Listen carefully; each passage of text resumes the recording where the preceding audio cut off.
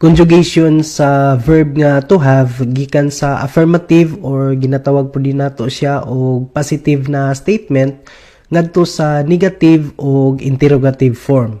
So magsugod ta sa have. For example, sa isa ka statement moingon ta og you have a dog. Kung i-conjugate ni nato siya ngadto sa negative form, mahimo ni siyang you don't have a dog. Og i-conjugate po nato ni siya ngadto sa interrogative form, mahimo ni siyang do you have a dog? Next, sa has moingon ta og she has a cat. So kung i-conjugate ni nato siya ngadto sa negative form, mahimo ni siyang she doesn't have a cat.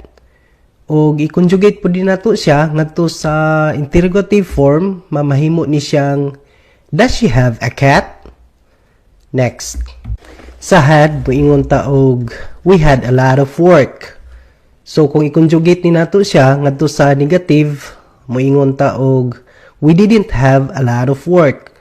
So, kung i-conjugate po din nato siya ngadto sa interrogative form, mahimo ni siyang did we have a lot of work?